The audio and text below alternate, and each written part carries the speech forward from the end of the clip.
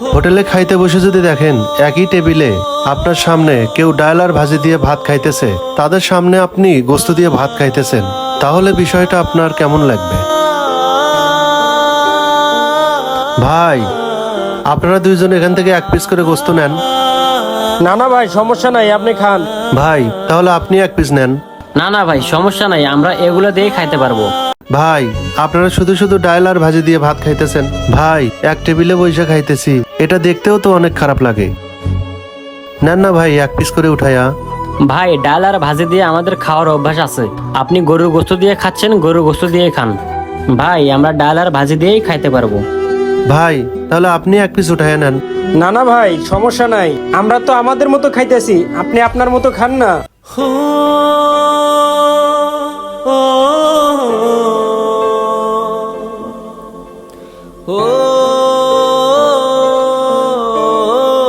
দেখছস, মনে হয় বিসিএস হ্যাঁ এটো গুস্ত আমাকে দুইজনে খাইতে কইতেছে।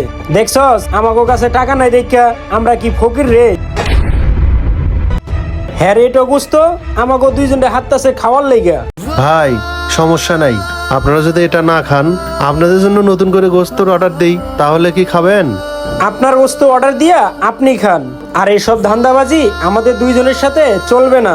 আর শোনেন, আমাদের দুইজনের পকেটে টাকা না থাকলে কি হবে? আমরা এরকম ধান্দাবাজরে ভালো করেই চিনি। আপনি হলেন অপরিচিত মানুষ, আপনি অপরিচিত মানুষ হয়ে আমাদেরকে গোস্ত খাইতে বলতেছেন? আপনারা আমাকে নিয়ে যে মন্তব্য করতেছেন, একবারও কি ভাবছেন এই মন্তব্য পাওয়ার যোগ্য আমি কিনা? একটা মানুষ কতটা মানবিক হলে তার নিজের ভাগের গোস্ত আরেকজনকে খাইতে বলে? আর দেখেন, আজকে যদি আমার জায়গায় আপনার বড় ভাই থাকতো, তাহলে কি তাকে আপনারা এভাবে অপমান করতে পারতেন? ভাই, আপনাদের পকেটে টাকা নাই বইলা আমি কিন্তু আপনাদেরকে এভাবে অপমান করতে চাইনি। দেখেন ভাই, এমনও সময় আছে পকেটে টাকা থাকে না, 50 টাকা খাবারেরও বিল দেওয়ার সামর্থ্য থাকে না, তখন ভাই আপনারা ডাল আর ভাজি দিয়ে ভাত খাইতেছেন না? এমনই খাওয়া লাগে। ভাই, আমি যখন ঢাকা শহরে প্রথম চাকরি করতে আসলাম না, তখন আমি চাকরি পাই নাই ভাই, তখন আপনাদের মতোই ডাল আর ভাজি দিয়ে আমি ভাত খাইছি। তখন আমার সামনে অনেকেই গরুর গোস্ত দিয়ে ভাত খাইছে, তখন থেকেই আমার নিজের ভিতরে কিছু অনুভব করতে পারলাম। আমি জানি কোনো না কোনো পরিস্থিতির কারণেই আপনারা দুইজন ডাল আর ভাজি দিয়ে ভাত খাইতেছেন। ভাই, গরুর গোস্ত এমন একটা জিনিস, মধ্যবিত্তদের জন্য মনে হয় তাদের কাছে একটু গরুর গোস্ত ঝোলালেও ভাত খাওয়া যায়। তাই জন্য ভাই, আমি ভাবছি আপনারা দুইজন এখান থেকে 2 টুকরো গরুর গোস্ত নিয়ে খান। আপনাদের সামনে আমি গরুর গোস্ত দিয়ে ভাত খাইতেছি, এটা আমার নিজের কাছেও খারাপ লাগতেছে। আর আপনারা আমাকে ধান্দাবাজ বললেন ভাই। আমি অচেনা মানুষ বলে ভাই, অচেনা মানুষও ভালো হয়। আর দেখেন, সব অচেনা মানুষই কিন্তু একরকম নয়, সব অচেনা মানুষও ধান্দাবাজ হয় না। যাই হোক ভাই, আপনাদের সাথে আমি অনেক কথা বললাম, আপনারা আমাকে কেউ ভুল বুঝেন না, আমি এমন মানুষ নই। আল্লাহ কিন্তু আমারে সুন্দর একটা মন দিছে।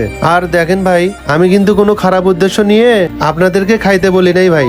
ঠিক আছে ভাই, আমি যদি কোনো ভুল করে থাকি আমাকে আপনারা ক্ষমা করে দিয়েন। ঠিক আছে ভাই, তাহলে ওখান থেকে আমাদেরকে গোস্ত দেন, আমরা দুইজন আপনার সাথে খাই। সত্যি ভাই, গোস্ত নিবেন? তাহলে নেন।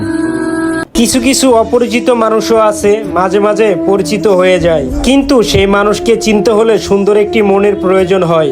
আর হ্যাঁ, সব অপরিচিত মানুষ ধান্দাবাজ হয় না, চিটার হয় না।